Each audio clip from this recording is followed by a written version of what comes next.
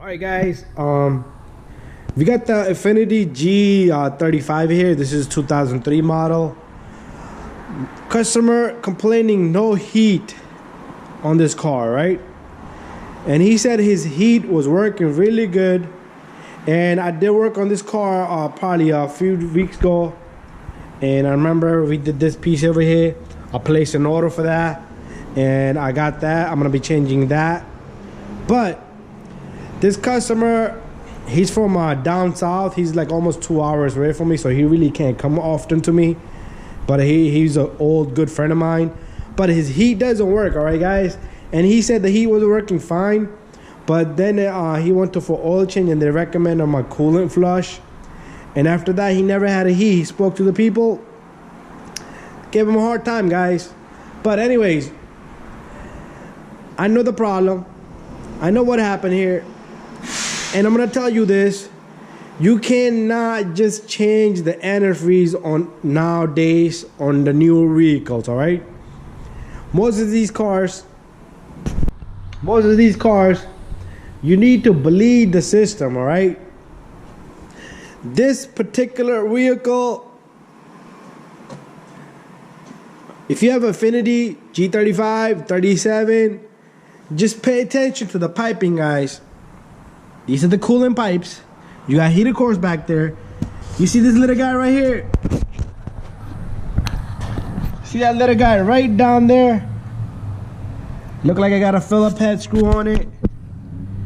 Right down there, right there, all right? That's a little plastic screw there. Be careful, a lot of time it breaks.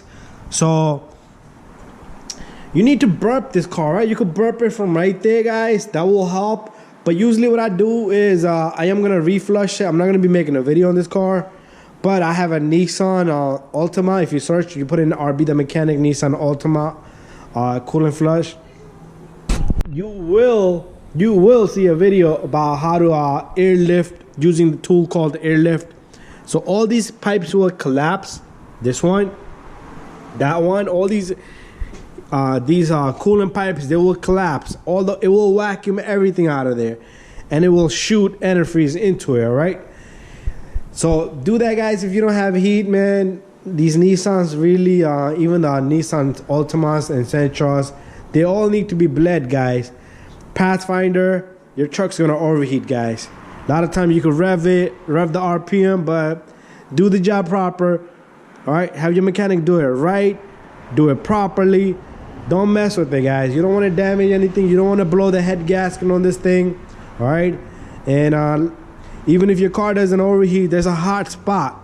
I had a person comment me probably 6-7 months back. Oh, you really don't need to use this. You could use that little funnel. No, man. I'm not taking no chances. All right. This is almost a $2,000-$3,000 job right here to change the engine on this guy. All right. So, guys, if you don't have a heat on Nissans, you need to bleed the system, all right?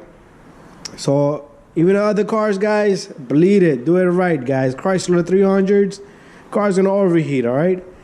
All these Dodges, the Hemis, the Jeeps, they will overheat if you drain and fill. Your car will overheat, all right? And you will not have heat, all right? It's probably just gonna boil everything out of the radiator cap and push everything back, all right? You're gonna think, okay, bad thermostat.